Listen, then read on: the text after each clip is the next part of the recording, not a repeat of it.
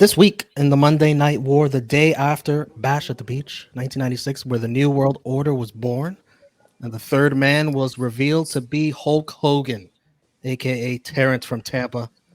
How will Nitro follow up on this monumental angle? On Raw, how will they counter the fallout to this, as they have lost in the ratings 3 weeks in a row? They are building to In Your House international incidents, but unfortunately, someone has been suspended. What an incident. Romeo, Drunk Guy JJ, SP3. This is True Rewind. This is True Rewind. This is True Rewind. This is True Rewind. This is True Rewind. This is True Rewind. This is True Rewind.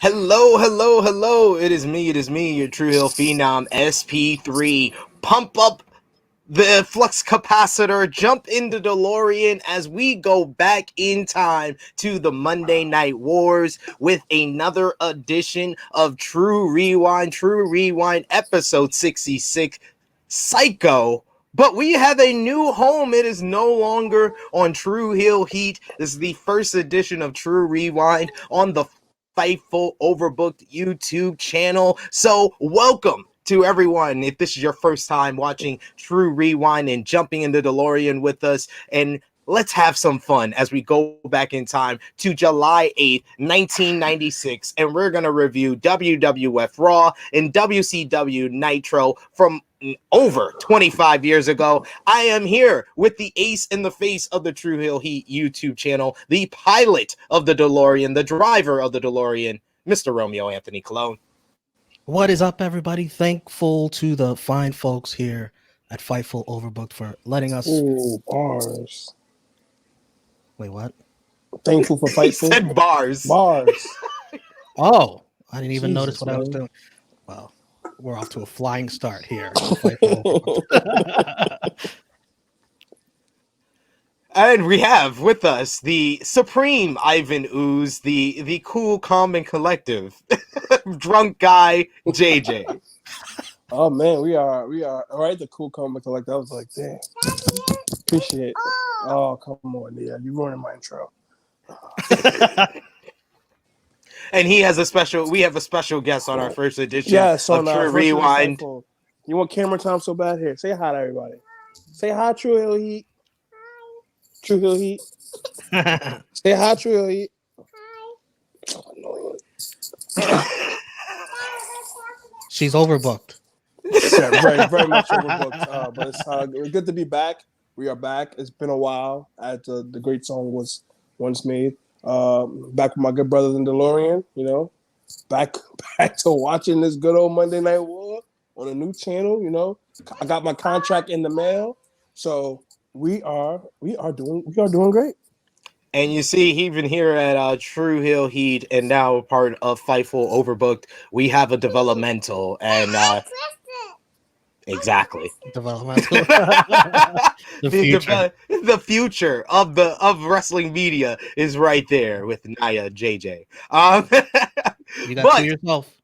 But, of course, if you're watching this, your first time watching, drop a thumbs up on this video. Share this video with all your wrestling fans, friends, and family on all your favorite social media platforms. If you are new to the Fightful Overbooked YouTube channel, hit that subscribe button, hit the bell to stay notified for all the great content here. And, of course, if you're new to Tru Heel Heat, we have a YouTube channel as well, and you can jump over there and see even more content from myself, Romeo, and Drunk Guy JJ. But, like I said before, Romeo is the pilot, the driver of the DeLorean. So he is the one that dictates where we go on this ride. So he's going to be driving us to July 8th, 1996. And if you want to know how we got here on this journey, the first 65 episodes of True Rewind, we have the playlist in the description, and you can watch all the previous episodes from season 1 and 2 of True Rewind. But Romeo, let's kickstart season 3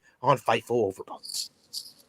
Let's start with Nitro. Everyone wants to know what happened after Bash at the Beach. So let's start with that, which was live from the Disney MGM studios in Orlando, Florida. And let me tell you, I love an outdoor setting. Don't you guys? Absolutely. I think that always makes it look better. I put in my notes, this is legit my favorite place they ever did WCW Nitro. Just the outside aesthetic is just, it just gives it a whole different feel. It makes it feel like a special edition of Nitro. And coming off of the pay-per-view from the previous night, it is a special edition. We start with the WCW Cruiserweight title on the line. Rey Mysterio versus Dean Malenko. Dean with a brutal brainbuster on the outside. Rey with an acai moonsault that Dean doesn't quite catch all the way. Later on, towards the end of the match, Dean with a huge gutbuster off the middle rope. Man, he flung Rey Mysterio in 50 feet in the air. But Rey wins with a Hurricane Rana out of nowhere. And new Cruiserweight champion, Rey Mysterio. This was fun, Sid. I loved every bit of this matchup. I knew these guys would deliver. We watched Great American Bash 1996 with Rey Mysterio's debut against Dean Malenko, and that was an absolute banger. And I felt like this match was a little bit better. I think it was, the aesthetic definitely of it all out there in Orlando. The crowd was into the action. Rey Mysterio had a little bit more pep in his step. Dean Malenko was pulling out more of his high impact moves like the Avalanche Gutbuster. He hit the belly to belly. And I like the finish because it really came out of nowhere. Mysterio with that twisting Hurricane Rana steals the win. And this was a great, new noteworthy way to start off this edition of Nitro. Drunk Guy? Yes, very much a very dope opener. I've seen this match numerous times. Definitely a great match. Good way to keep Rey Mysterio on the uprise. It didn't make Malenko look like a scrub by any stretch of the imagination. I guess if they're on a new wave heading into this whole NWO stuff, this is kind of a good way to start it off. We hear some hype for the next pay-per-view, Hog Wild for WCW. And then we got the Steiners and the Nasty Boys backstage. They'll be having a number one contenders match to see who faces Harlem Heat there. The Steiners talk trash to the Nasty Boys. Rick says, come to the dog pound where it gets real nasty. And Rick smells the heat. You know what's funny though? Scott Steiner never misses the opportunity to call somebody fat, so it's always funny. Yeah, he tells Knobs, shut up, fatso. So I was a little bit of Big Papa Pump in Scotty Steiner. Be a star. It was he had weave though. It was his hair, it looked like weave. I'm like, is Scott Steiner had weave? That mullet, man. That mullet is weave. Glorious. That's a glorious mullet. Give me James' face. Blood runs cold. Glacier. Hey, who will come first? Come back. Glacier to Nitro or Veer to Raw? What are we going to see first? Well, unfortunately, we kind of know. Literally, legit, we know that we got another year of these Glacier vignettes, and we don't know when Vera is going to show up. Vera is playing Waldo, while Glacier was Carmen Sandiego. When's the next Saudi show after Chamber in November? Crown Jewel. That's when we'll get Veer probably. It's a bold prediction. Yeah. I think we'll see Glacier on Nitro first. Yeah, probably. We got Bubba and Hugh Morris representing the Dungeon of Doom versus the Blue Bloods, Lord Steven Regal and Squire Dave Taylor. John Tenta pulls out Bubba to beat him up, and Taylor and Regal finish off Morris in the ring by dumping him on his head for the win, pretty much. Yeah, basically. And the referee definitely run up for LVP. He's legit watching Johnson to pull Bubba off the apron. He's legit right there and trying to make it seem like he didn't see it. I think there's a worse rough job later on in the show. Yeah. Oh, yes, definitely. That's why I said he's a runner up right now. Runner up, gotcha. I mean, to be fair, Big Bubba was not legal, so you can legally hurt him and attack him. Apparently, so maybe that's the rule back then. Maybe Maybe if Dave Taylor or Steven Regal did it, sure, absolutely, no problem. Eddie Guerrero versus Psychosis. During this match early on, we see a Rey Mysterio promo backstage. Go ahead, talk about this drunk guy. He proceeds to talk about how the kids are hurt about Hulk Hogan turning. They're crying. They're crying. They're so sad, and he proceeds to let his Mexican friends know it's going to be okay and all this other crap in Spanish. Very somber. He's disappointed in who the third man was. Definitely sounded like Michael Jackson in this promo too. Like he sounded legit like Michael Jackson. He was sounded so like Michael hurt. Jackson. He was so hurt. He was like, "How can you do that to all the kids, to the Hulkamaniacs in the world? You just don't hurt the kids. Don't hurt the kids." Well, this is actually I actually like this because as we go on down the line, this is like good storytelling as you see what happened to Rey Mysterio by the hands of the NWO. So I perfect. don't like this, and I'll tell you why. I didn't like it at all either. Don't worry. I'll tell you why specifically, though. You just won the Cruiserweight Championship. Mm-hmm. What are you sad about? I'd be out partying. And what the hell do you care about the NWO for? Like, you got nothing to do with you. You're a cruiserweight. You're not even at that level yet. You're still getting your feet wet in WCW. Worry about yourself. This match, though. Yeah, they don't care about you, bro. Seriously. You'll see. They were flying all over the place here in the first hour. Psychosis with a corkscrew moonsault to the outside on Eddie. Very disappointed to hear that we will hear from Hulk Hogan next week. What is he up to? You gotta let it marinate. That was smart. I think that was smart. Why is that? Well, the reason they the gave fans not get too crazy. The reason they gave later was fitting. Psychosis kicks out of the same move that Ray won with earlier, Eddie, with the frog splash. Probably on his way backstage to cry about Hulk Hogan, right? No, with Ray. Can console each other. Another fun cruiserweight match here, right, Sid? Yeah, they delivered this first hour of Nitro. You had the opener, and then this match right here, Eddie Guerrero working well, hitting his moves. His selling was really good of the shoulder throughout this matchup, and then the superplex and then the frog splash for the win. I like this. That was a big win for Eddie. Psychosis in his debut, looking good on Nitro. And Drunk Guy, for as much hype as they give the second hour, oh, this is the must-see hour of the week. Oh my god! The first hour blew it away. The Mexicans was on fire the first hour. I say that much. The Mexicans was on fire. Yeah, I say that in Spanish. What is it? Siempre? No. What the hell? I said siempre. It's not hot. It sounded like you said the old wrestler. Exactly. I know exactly. Ciclo play. Yeah. You remember Fuego? Ciclo play? Fuego. Yeah. I'm thinking. I don't know what the hell siempre popped in my head for. Fuego. Yes. Fuego. Mean Gene talking to Jimmy Hart, Kevin Sullivan, Taskmaster, and the Giants. Jimmy Hart is obviously asked about Hulk Hogan, and he's a loss for words. That's no comment. Gene, very, very annoyed, likens him to a politician. And then Taskmaster speaks. Yeah, here we go. Every time I look in the mirror, I see Chris Benoit. And what I see in the mirror is a madman. This is very creepy. It's very creepy knowing what happens to Chris Benoit. It's like every time I look in the mirror, I see him. Man, knowing what he's going to do. Oh, I'm sorry. Anyways, yikes. Jimmy says, Gene, there's a new world order coming, and you could be out of job. What do you mean I'll be out of a job?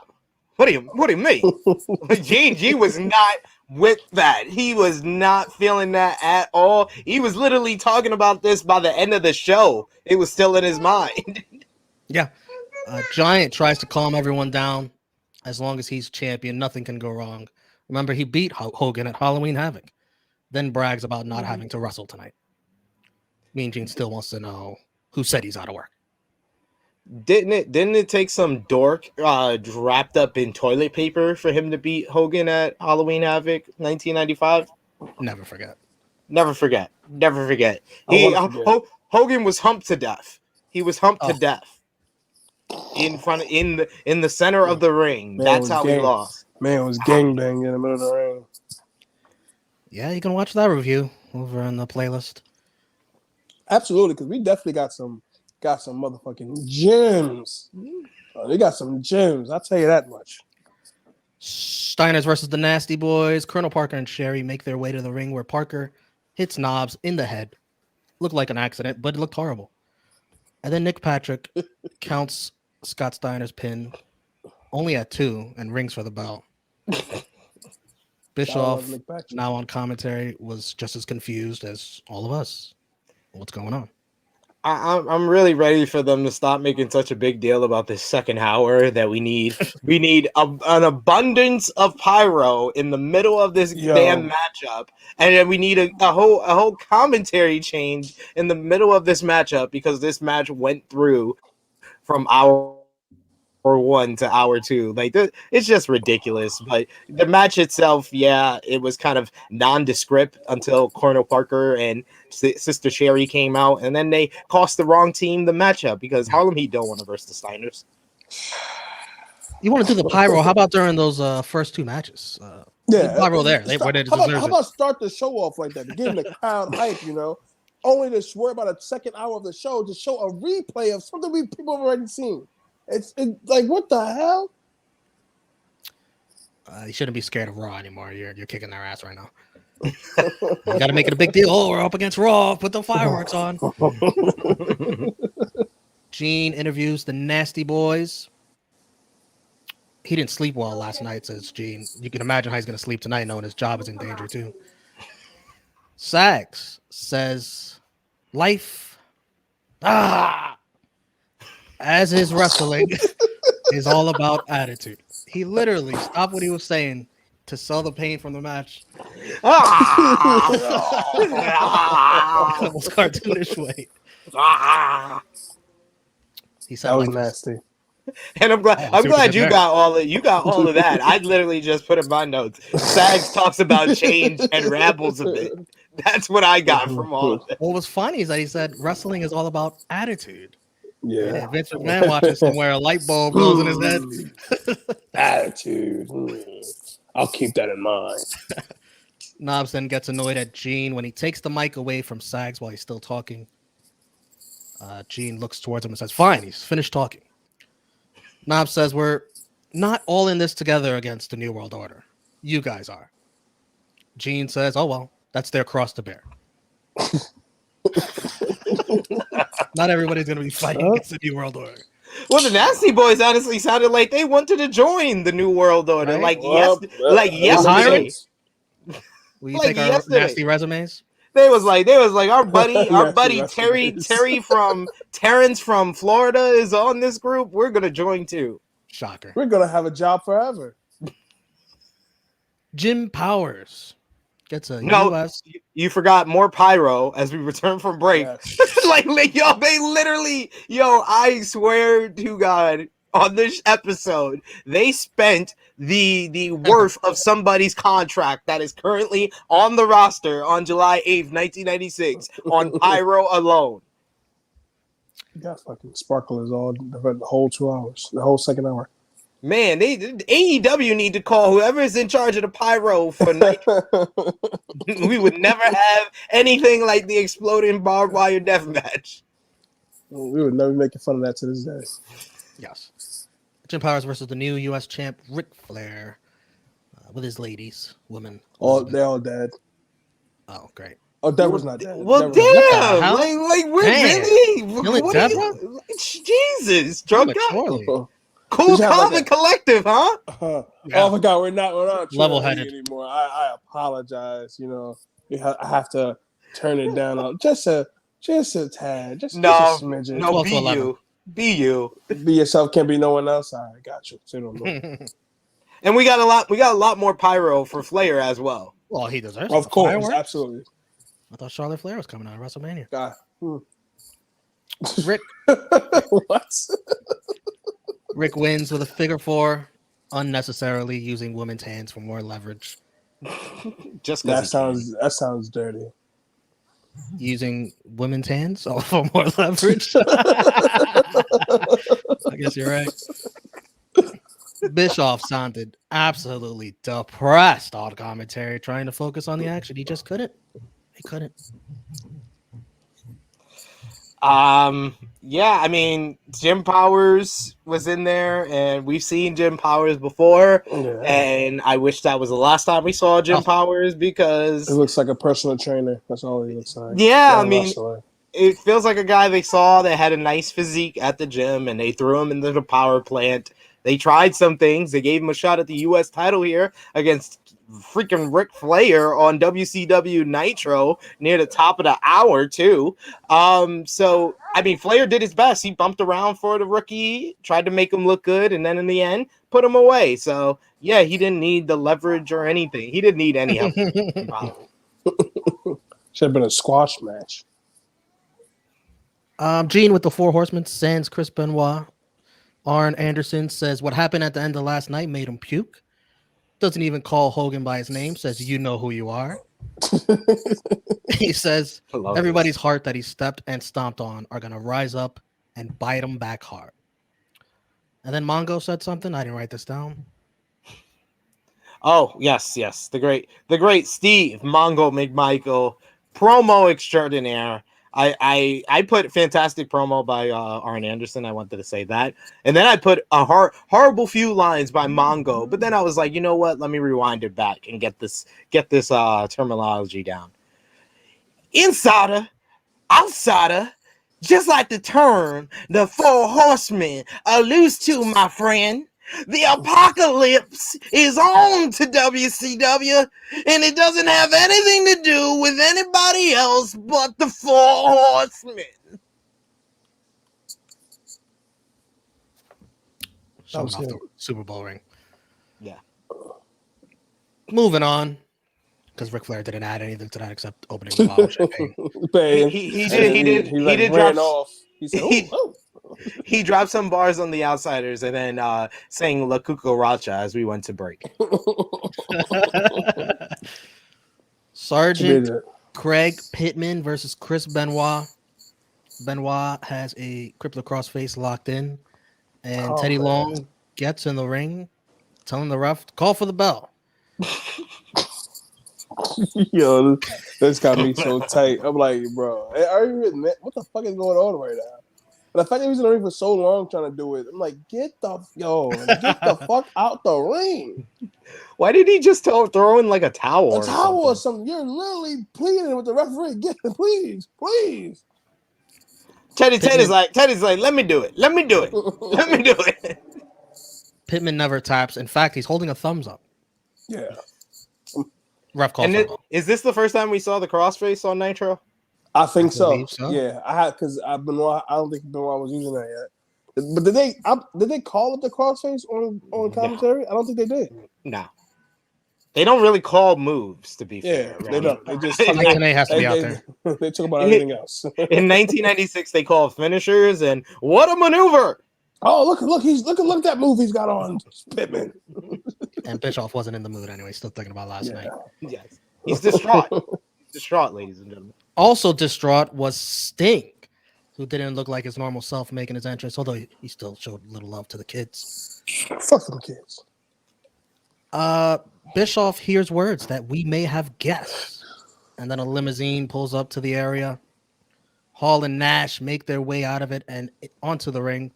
Security try to hold them off. Macho Man appears out of nowhere, standing on the apron, staring off with Arn and Sting. Sting and Arn like, oh, we still got a match.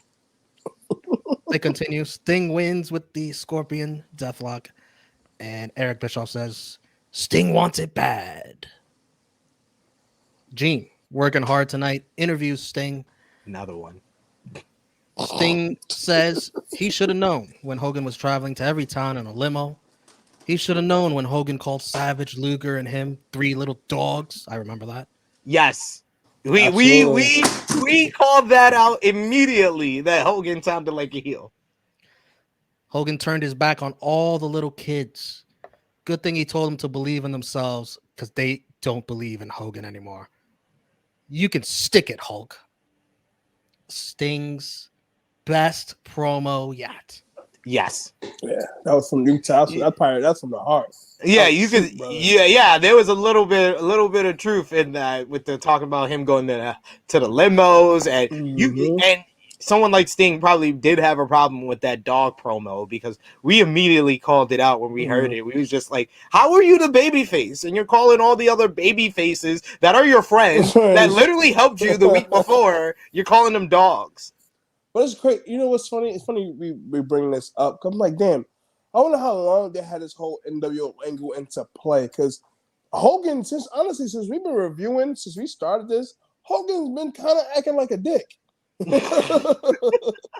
been kind of acting heelish since we started reviewing this. So I don't know how long. Remember him with the had black this- gear and the sword? Exactly. Yes. Like this has It been. it was like he wore the prototype to Hollywood Hogan at Halloween Havoc '95. Mm-hmm. That's what I'm like. I don't know how long they had the NWO angle into play because towards like then the fans were booing the shot at him.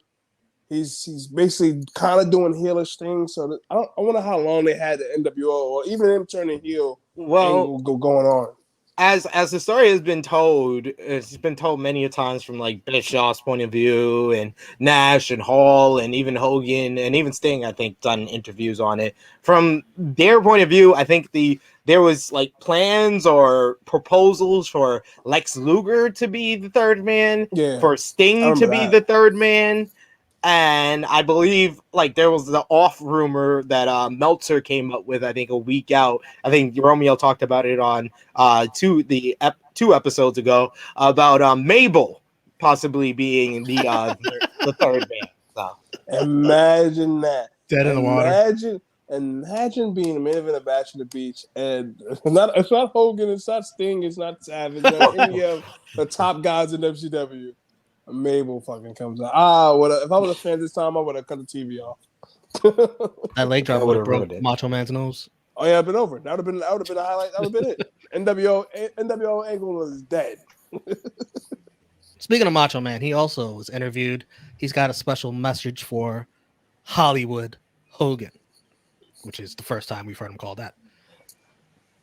Take the worst thing you can think about, multiply it by the number 9 million, and then multiply that by infinity and beyond. It would be one green sand in the Sahara Desert because it's really, really scary what he's thinking of doing to Hulk Hogan. They both said they things they want to do to Hogan they can't say on TV. Sting had his great promo, and then Macho Man had his great Macho Man style. Yeah, that was a great Macho Man type promo. It was out there. It makes you laugh. You got to really listen to it to really get where he's going with it. But he's still serious, dead serious at the same time. He's dead serious. And that's what makes it worse because we don't take it that serious on the show. Macho Man. The outsiders are interviewed. I can't translate what Nash says at first because I don't even know what he was talking about. Like, I don't know what he's talking about either. He said, "Hey, yeah," he said something about he Mark tried to Furman make it or something like that. to Mark Furman. Then he eventually says the WCW and their fans took a beating, and Nash says that Hogan will be there next week. Hall says this portion is brought to you by the Outsiders and Hulk Hogan. He's still in full Razor Ramon mode. And Nash says Hogan is back at the set doing a movie. And Hall says that Lex Luger didn't get hurt. Lex fainted when he saw us. What a heel.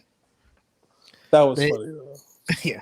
They end the show showing photos at the end of Bash at the Beach, and Brain loses it, yelling at Hogan that the business and sport has grown because of people like him and not Hogan.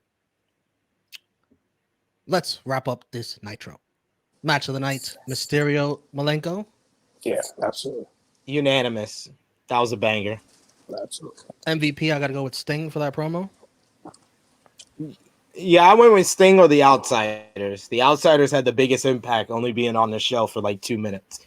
Because they were talked about the whole night what they did the night prior. So I go co-MVP of those three. You said what Sting and Outsiders? Okay. Yeah.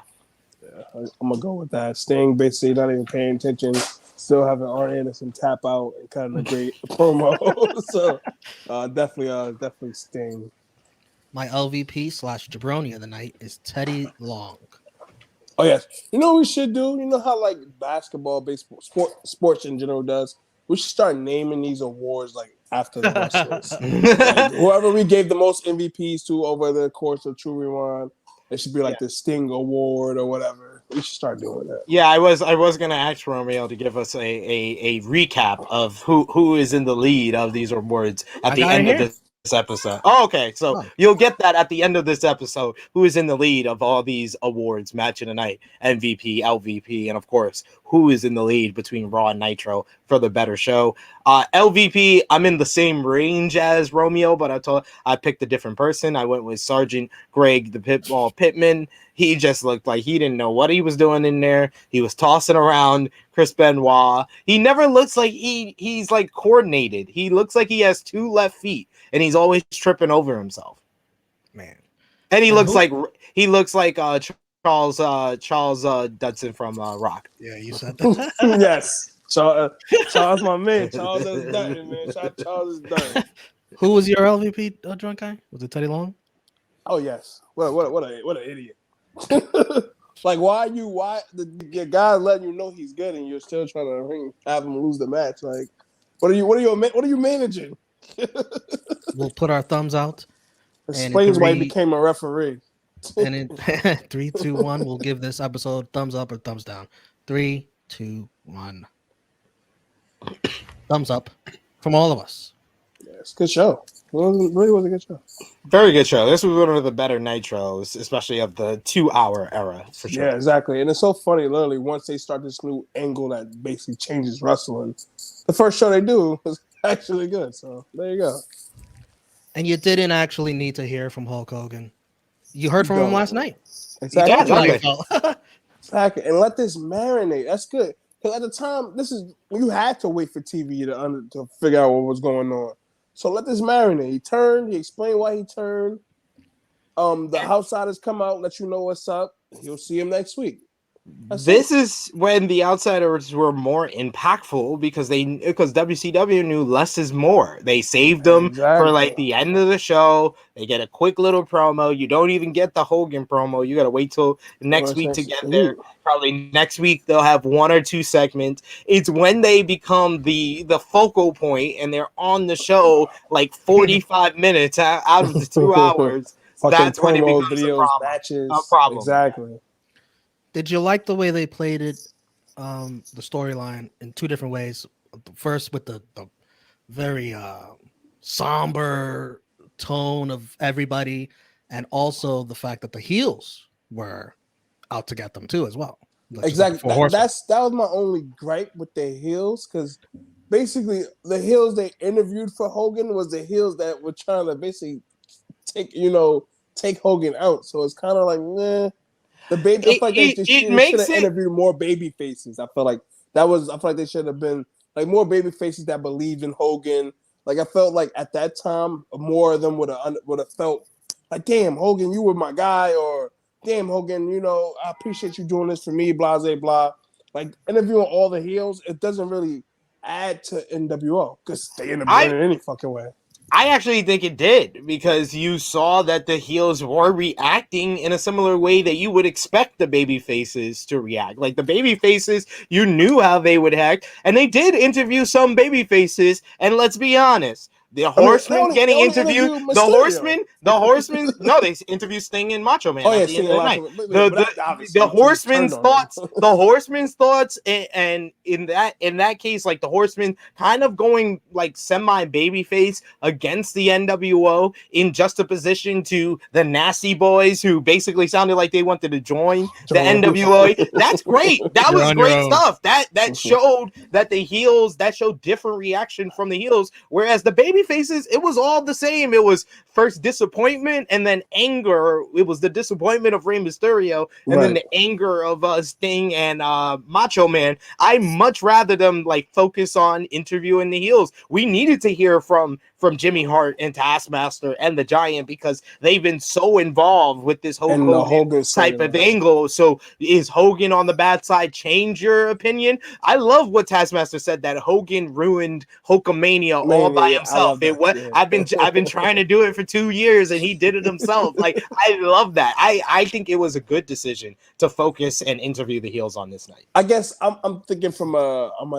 96 perspective compared to now, but like it does make sense because you said, because at the end of the day, NWO really in hindsight it becomes its own entity. They do whatever the hell they want. Everybody joins, whatever the case may be.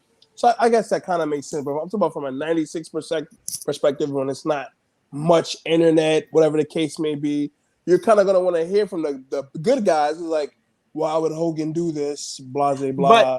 But be honest, what other good guy did we need to hear from tonight? I mean, definitely we didn't need to hear from Rey Mysterio.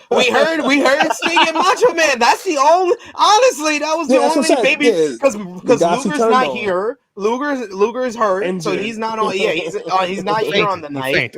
Yeah, you think, quote unquote, but the only ones you needed to hear from babyface was Sting and Macho Man. Are we really upset that Hacksaw Jim Duggan wasn't interviewed on this show? That guy's not babyface. I would be upset. I'm Hacksaw J Duggan. God, come on, man. That guy's using taped fists. There's nothing babyface about him. He's American. Damn, what are you saying? Americans are all heels? Come on, Romeo. I would have loved to have heard from this guy. You know he's not a babyface at all. You know what? Maybe that's why Glacier takes so long to debut. It's like, the NWO's here. I'm coming soon. I'll be there later. Maybe that's why. The rating last week they did a 3.3. What do you think they did this week with all the hype from Bash at the Beach? You said what was last week again? 3.3. Ooh, they definitely went up. There's no way they don't go. I'm gonna go with 3.6. And you said 3.7. Drunk guy's closer. 3.5. I thought Sid had this in the bag when he went up. I thought he had that in the bag. Let's switch the channel. Let's see what's going on over on USA. Fucking USA. Raw. Taped again from Green Bay, Wisconsin. Yo, and that's well, we can discuss this throughout the show, so I'm not even going to bring it up now because that would kind of defeat the purpose. Okay, you can continue. We start off hot because we have Uncle Gino, Gorilla Monsoon, announcing the Ultimate Warrior suspended indefinitely for failing to show up at 3 house shows. Suspension will be lifted if he posts an appearance bond. He will appear tonight, though. So how the fuck is he suspended? Bro, he showed up. I was in tears. I'm like, how y'all gonna? This is the way y'all scapegoat out of saying, hey, Raw is not live, but he did this segment before we suspended his ass. So let's just say he had an appearance. Like what? Like literally, they didn't need to do this, especially for what we saw. They could have just said he was injured. Him off. Exactly. Like, oh man, like it was just like I appreciate, and just to inform people, we got a couple of new people watching the show this week, of course. Terrence from Florida is Hulk Hogan, Hollywood Hulk Hogan. Uncle Gino is Gorilla Monsoon because my wife is related to Gorilla Monsoon. So that is our Uncle Gino. So if you hear us say Uncle Gino, that is the man we are talking about. So I'm always happy when Uncle Gino gets a paycheck. I'm all fine and dandy for that. They cut him a check just to sit in the office and say that whole soliloquy. But we literally didn't need that. One of the best authority figures ever. Yes, I agree. He was a part of a lot of important things at this time, but this one we didn't need him for. He also added this line, which came straight from Vince McMahon: "No one wrestler is above answering to our loyal fans." From the Wrestling Observer newsletter. Oh boy, here we go. The appearance bond that was mentioned is actually true. Vince McMahon told Warrior that he would bring him back if Warrior essentially posted a large bond in the excess of $100,000, which WWF would then keep if he no-showed any future events. Warrior hasn't agreed to that yet, but WWF is hopeful that he will and are expecting him to return. The issue started a couple of weeks ago when Warrior and McMahon had a phone argument because Warrior saw his likeness being used at a licensing show for something he wasn't paid for. Warrior also apparently called the headquarters and blew up at people in the marketing department over the issue. As for Warrior's father passing away being the reason he missed the shows, it's true that he passed away on June 30th. But Warrior missed the 2 shows on the 28th and 29th as well, and never informed WWF about his father's death until after he had already no-showed the event on the 30th. Warrior also gave an interview to the Prodigy Internet Company, which is a competitor of AOL, who WWF has a contract with. So there's some heat on him for that too. Wow, I never even heard of Prodigy. Besides Mom Deep. I don't know what the hell a Prodigy is. or I don't remember it at least, but yeah, Warrior, this was probably the most marred run of Warrior's times in WWF. Like, he comes in, he immediately puts his manhood on the table and basically says he's going to squash Hunter Hearst Helmsley at WrestleMania. He won't job or take any offense from the injured Goldust at the next pay-per-view he's on. He's supposed to be in a main event matchup on this next In Your House pay-per-view, and he starts no-showing house shows because his father passed away. And we didn't need any of this. We didn't need to know. We didn't need that opening segment with Gorilla saying that he's suspended.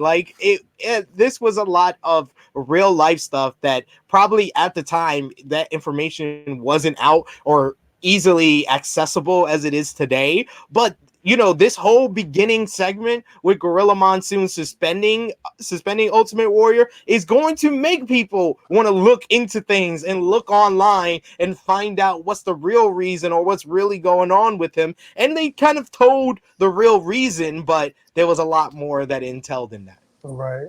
But as I think you just said to Romeo, if I was going to play into kayfabe, he got his ass. Well, later in the show, things happen. They could have just left it at that, and it would have been fine. Yeah. This isn't 2022 where we basically know what the fuck is going on. Man, this is 96.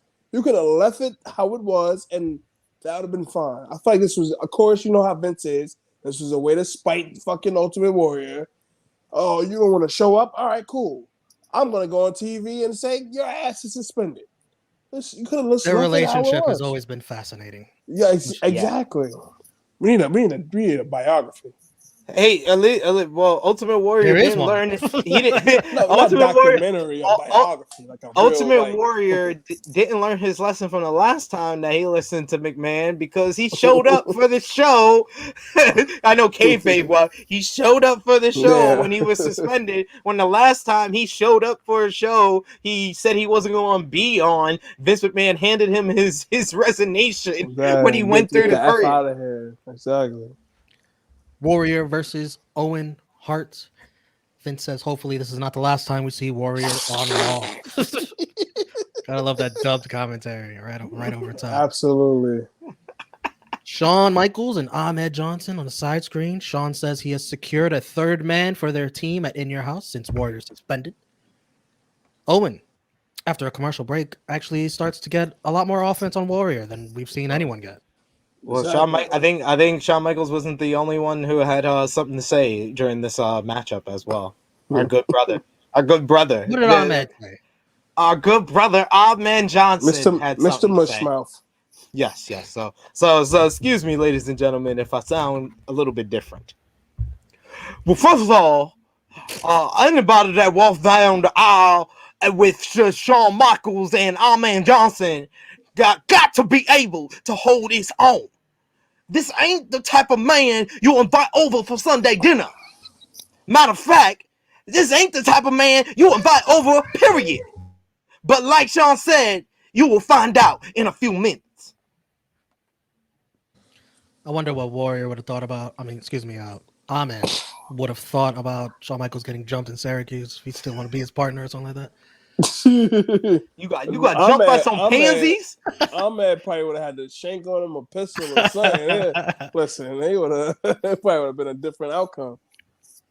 Warrior makes a comeback in this match. Bulldog comes down to get a closer look. After Warrior hits a shoulder block, Bulldog gets in the ring, tries to interfere. The ref calls for the bell. Vader comes out to help jump Warrior. Warrior gets wrecked. Power slam by Bulldog. Owen hits him with the cast off the top rope. And Vader finally with the Vader bomb. Even Cornette got some hits in with his tennis racket. Yeah. How funny as hell. Sean and Ahmed don't even bother to come up for the save. They've already moved on. Warriors Left him laying. What a freaking loser. You gotta remember those promos was in the future. Well, this is taped, and They still they didn't help. They didn't sound affected by this the entire night from the studio. Exactly. It's funny. I just put in big letters after this whole beatdown. I was like, this could have been the way to write him off. Exactly. That's Well, it. they knew what was going on. We didn't need Uncle Gino to suspend in the beginning of the show. You did. All you needed from after the commercial break was the Vince to be on camera with Jerry at the or have the dub over, because they did that a lot on the show. Have the dub over of, we just got an update on Ultimate Warrior. He's really messed up. He is not medically cleared for international Career-ending injury. Yeah, career-ending injury. He is not cleared for international incident. We'll have further updates as they go on. That's all they needed. We didn't need the suspension. We didn't need to know the real life thing, honestly. That is it.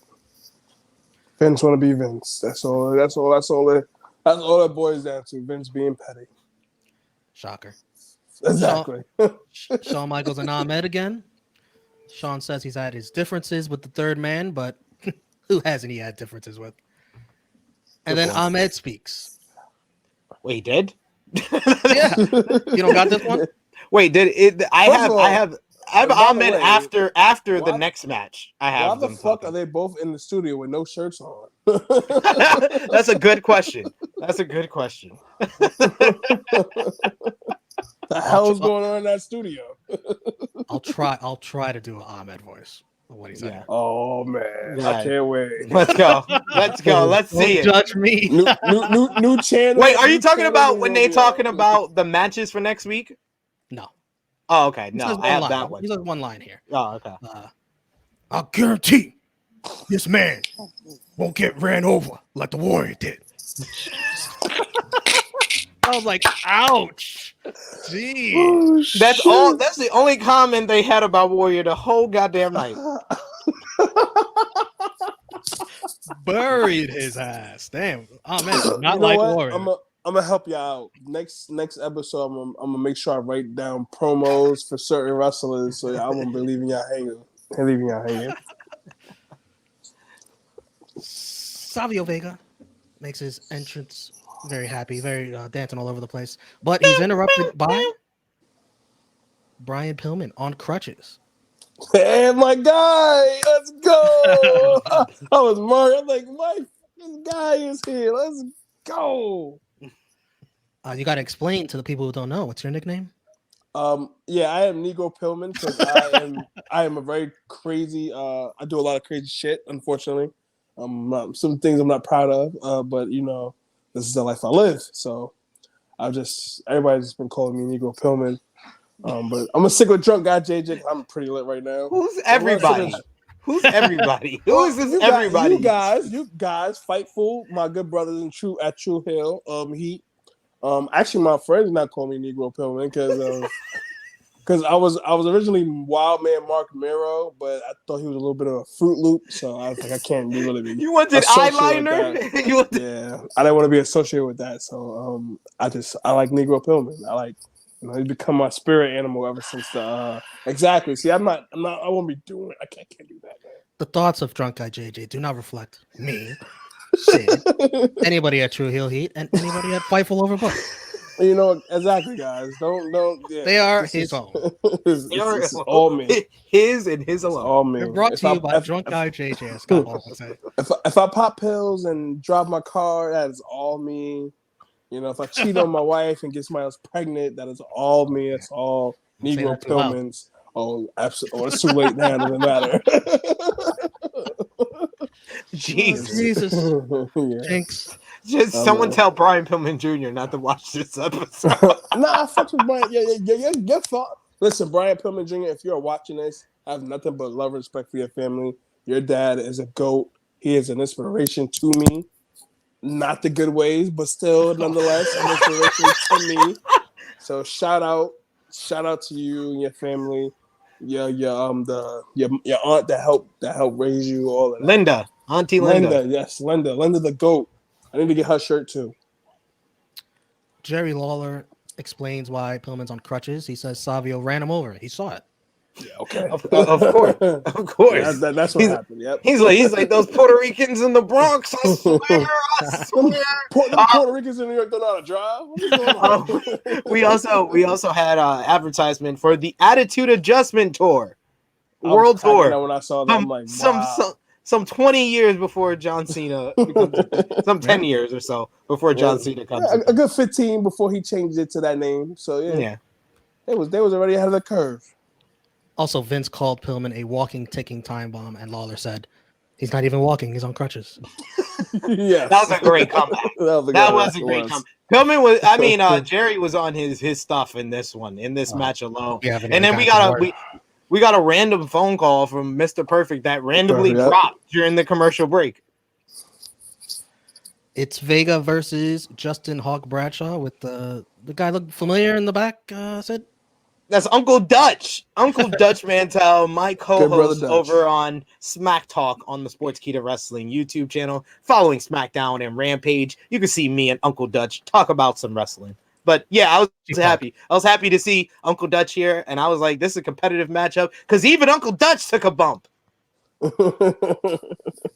Savio with great athleticism nails a spinning heel kick in the corner, lands on his feet on the outside. I don't know if he meant to do that, but what a maneuver!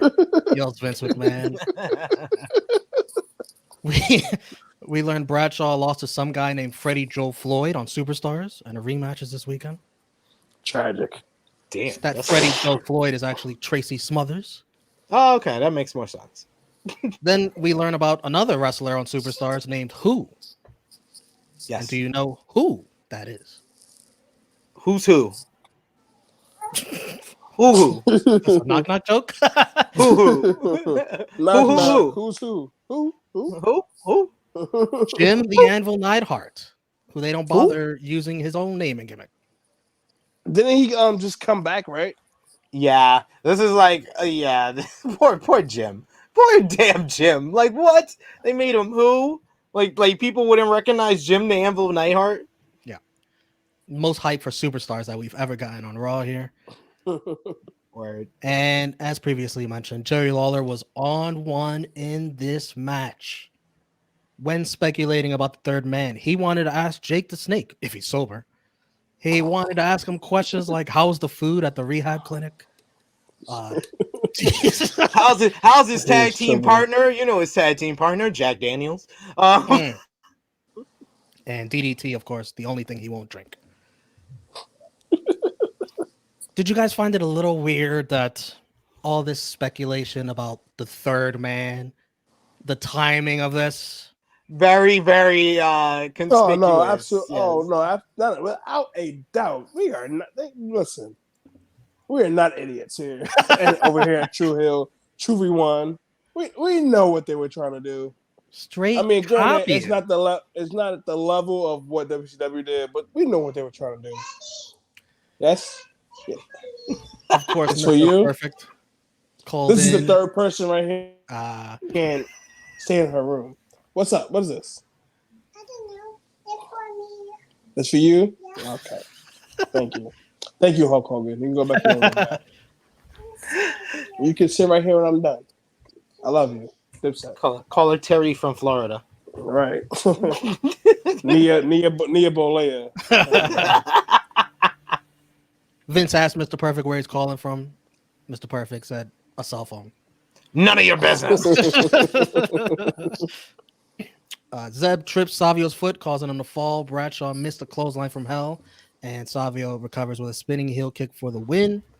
Zeb distracts Savio after, allowing Bradshaw to attack him, and Savio is then clocked with the cowbell, and Savio is then branded in the face by Zeb. That was mad disrespectful. Disrespectful. But You can't What a walk picture. you can't walk around the Bronx after someone done No, you branded can't. you in the face. you just can't. Can't do that. The Godwins versus Vader and Bulldog. Oh my god, this match went way too fucking long. No, for no, me.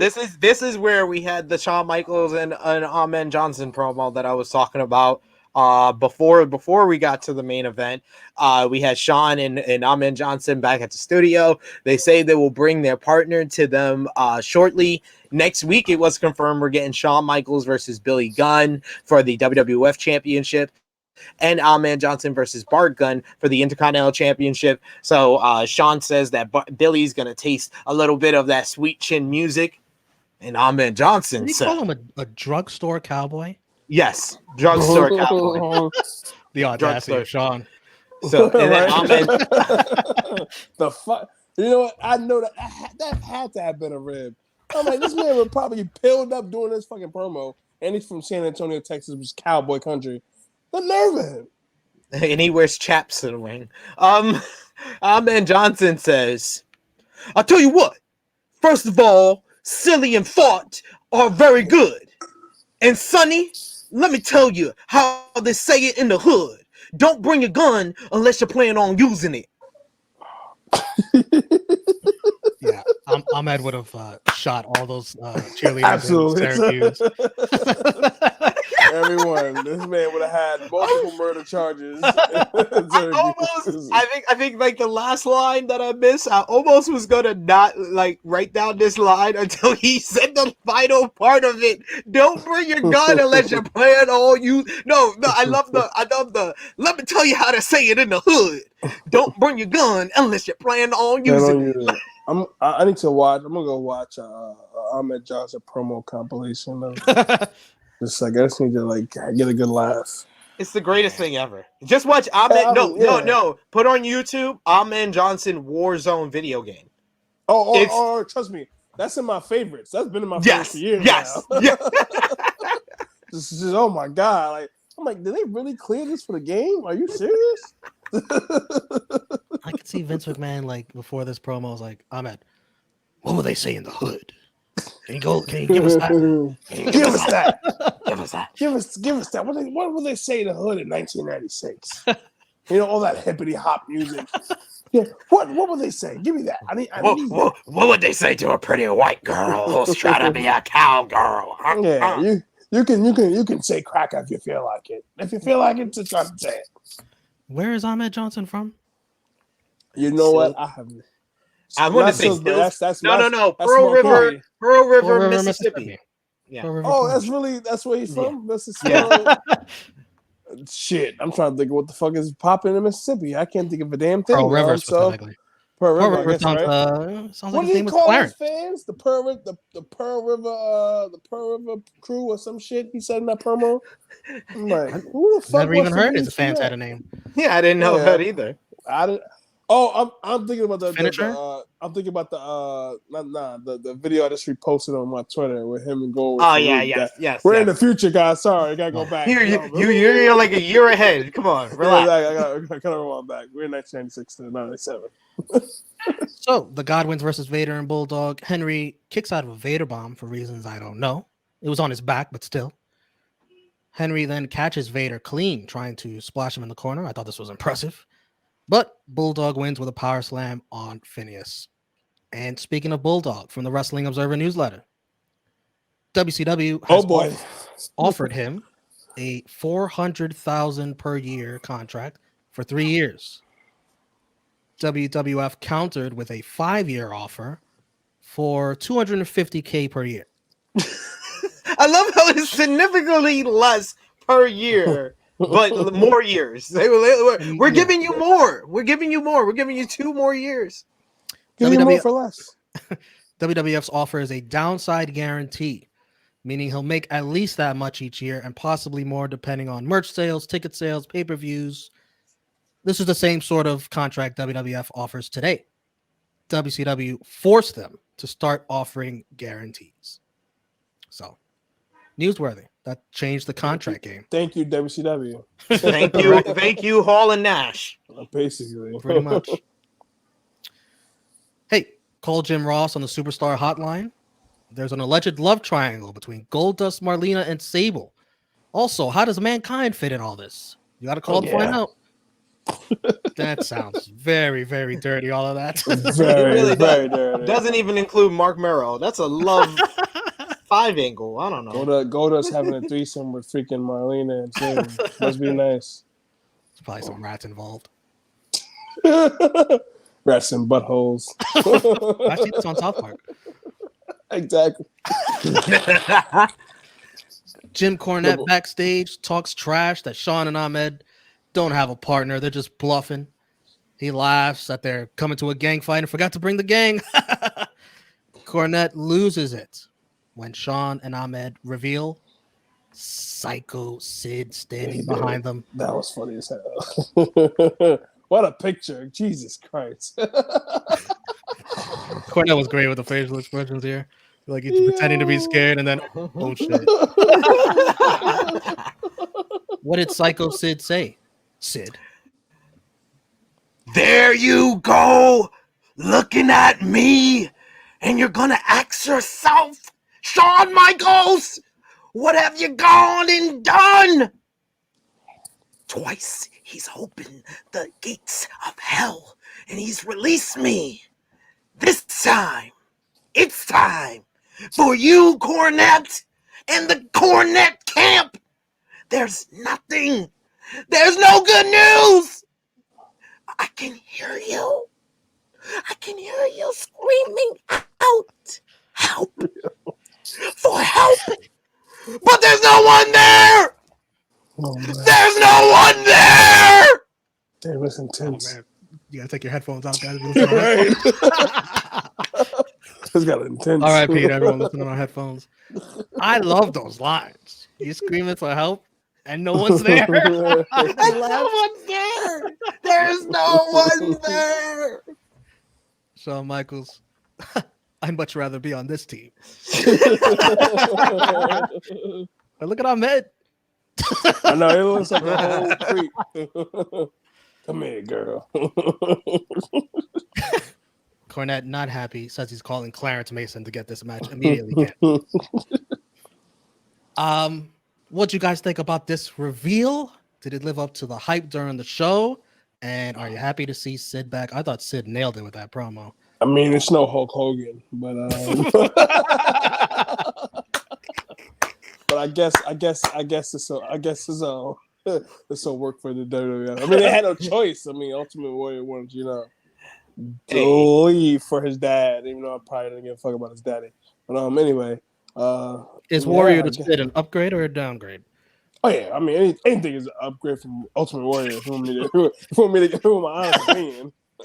I'll tell you what, though, between those two personalities, that is a sheesh, right? It's very fitting that Psycho Sid took over for Ultimate Warrior. Exactly, the lesser of two evils. like two peas from the same pod, really.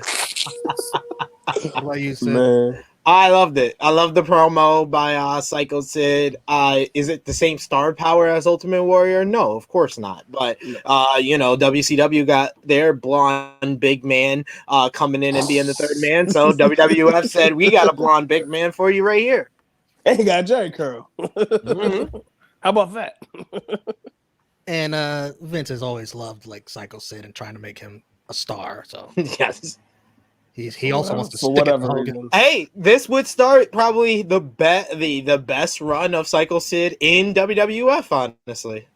That is true. Where he gets 100%. over huge with the crowd. The hard Yeah, 100%. 100%. Match of the night, Savio Bradshaw for me. I agree. That was probably the only one that was competitive enough I'm about to be say, match of the night. Because that fucking main event dragged. Oh my god. So yeah, Savio Bradshaw. MVP are co-MVPs. I'm going to go with Cornette and Sid. I thought they were great at the end there. SP3. I went with Camp Cornette. They had a great night. Jim Cornette. You had the beginning of the night taking out Ultimate Warrior. the end of the night. They got the victory in the tag team matchup. Cornette was good with everything he did. So Camp Cornette, the stable, is my MVP. Same, Ken Cornette for sure. Or the Cornette camp, as Sid said. LVP definitely. The white Sid. Let's not get the confused. Yeah, not Not the black Sid. It's gonna be weird calling someone else Sid. LVP. I do all the time, my son. Oh yeah. SP4 baby. LVP Warrior. Do you have anyone different? Yeah, that's unanimous. That's not even close. unanimous. What, are you kidding me? I did want to give an honorable mention to Mr. Perfect, who needs better phone service. Well, it's 96. You know, I'm sure cell phones were pretty shitty. He had back the then, Zach so- Morris shit. Like he was right. Got to pull the antenna all the way up. hey, how you doing? No, he like this. He had like this. He like, hello? Hello? Yeah. Let's put our thumbs out. We'll give Raw a thumbs up or a thumbs down in 3, 2, 1. Thumbs up for me and Sid. Thumbs in the middle from Drunk Guy. You guys enjoyed the show? Damn. I You thought know, the because Warrior I stuff feel was hilarious. promo-wise, yeah, the promo stuff leading up to this, but like the matches were so meh. Yeah, Yeah. the matches were man. mad, but it was all about the promos and they The setup to international incidents. they told a complete story the night. They got a Warrior out the way at the beginning of the show, built up to the third man being revealed, and then revealed it at the end of the night. That's a complete story. That's all I can ask for out of these hour-long Raws is that they tell a complete story and have a hook throughout the night. This one did, so that's why I gave it a thumbs. Yeah. up. We got some good quality matches from Nitro. Maybe if I would have watched Raw first, I would have been like, yeah, See, maybe. Well, no, Nitro's I definitely better. did watch Oh, wow. Raw first. Oh yeah, I watched Nitro first. They could both get a thumbs up, but Nitro still be better. You know what I mean? Yeah. Rating last week they did a 2.6. What do you think they did this week against Nitro? Drunk Guy? You said 2.6. Yep. Ooh man, prior to I'll say 2.8. 2 point what? 8. Sid? 2.6. Sid is closer. 2.5. Oh damn, it went down. So Lesson. remember what they were up against, and Nitro did better. Yeah. In the ratings war, Nitro has won 4 weeks in a row. They're up 21-17 with 2 Jesus. ties. I'm really wondering at this point, is WWF gonna win again before we get on this 83-week streak, or is this are we in the start of the 38? I believe this is the 83 start. weeks. Oh, okay, Is it start? Okay. Oh, this is it's the start of 83 weeks. So what is that? 79 more weeks of this? Something like that. 78. On the True Rewind scoreboard, we all think Nitro's better. Yes. So Yeah. Nitro is up by 10. They have 25. Raw has 15. Damn.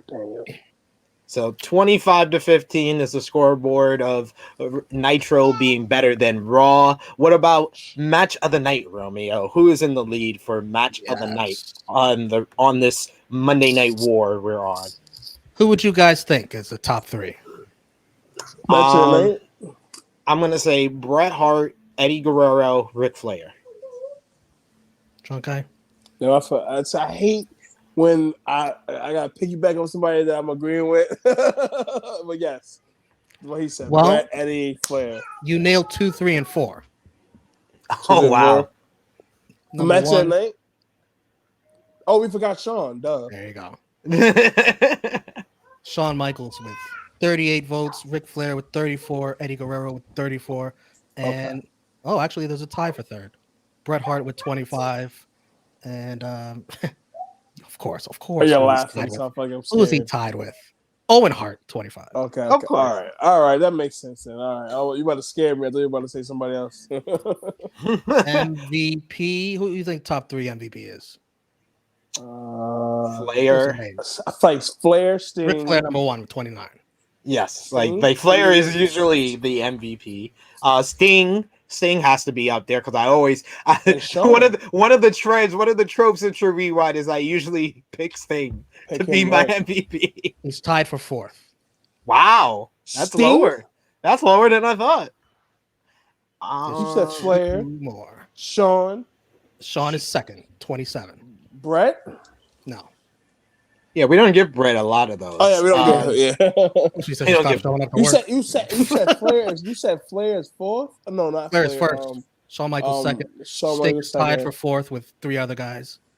Damn, that's a lot of people. Nash is up there. Macho Man. Nash. Oh. There you got it. Nash You said Diesel Nash? is 3rd, I bet. 23. All right, cool. Yeah, because I know that when Diesel really went to the heel run Right. after Survivor Series, we started giving him a lot of MVPs. Yeah, because he's seen the light. Mhm. And tied for 4th with Sting is Goldust, Lex Luger, and Scott Hall. LVP, this will be a breeze for you guys. The top 3.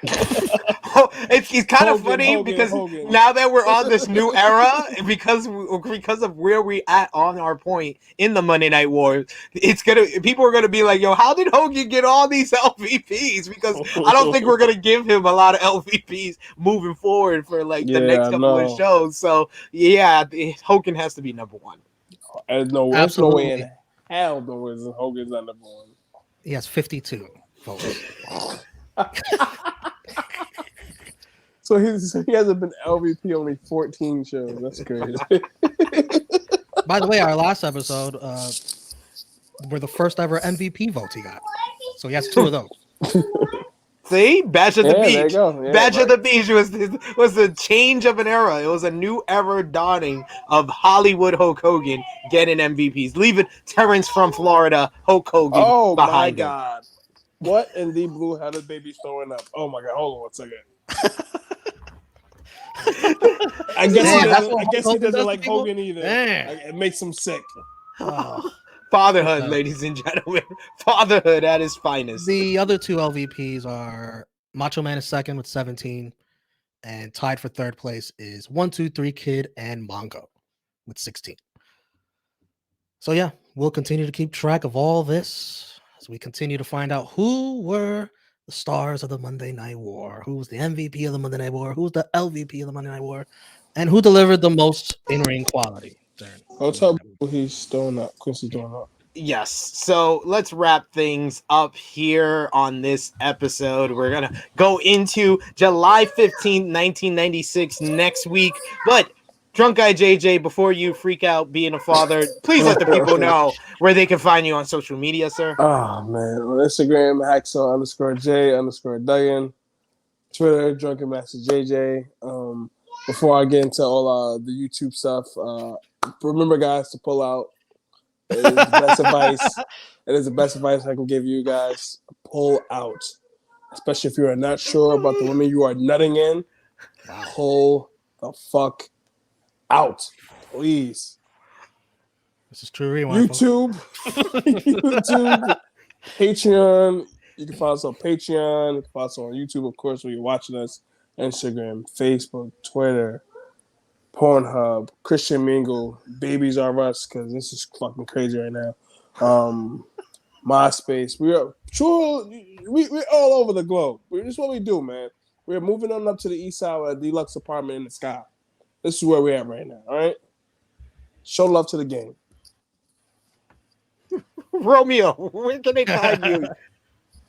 Hey, you can find me Tru Heel Romeo on Twitter and Instagram, over on the Tru Heel Heat YouTube channel.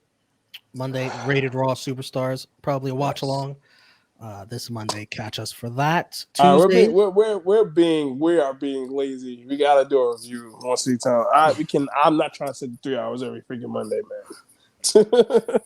but then you're sitting for 4 hours doing another hour review.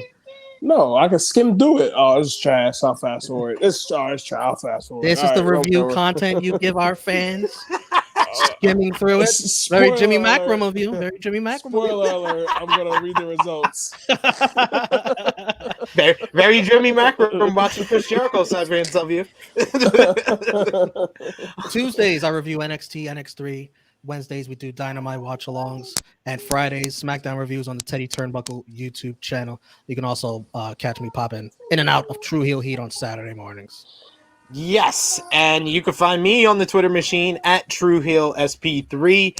You can check out the latest edition of the Tru Heel Heat flagship podcast over on the Tru Heel Heat YouTube channel, Tru Heel Heat 161. The Here Comes the Free Agents, as we did our first fantasy wrestling draft of 2021 against BodySlam.net's Carissa Lopez and Cassidy Haynes. Go over and check that out, as well as you can see me on the Believe in Pro Wrestling podcast YouTube channel, as well as the Sportskeeda Wrestling YouTube channel, and you can see my written work at sportskeeda.com and WrestleTalk.com and the Tru Heel Heat YouTube channel every Thursday on AE Ramble with Jimmy McElram and Marcus Cash, and every Saturday on our flagship podcast, Tru Heel Heat, with Miss Chrissy Love and Top Guy JJ.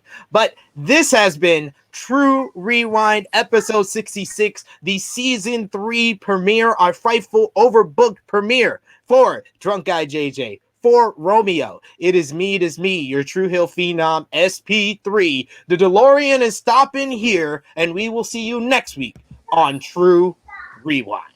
Absolutely. Probably our first and last episode here.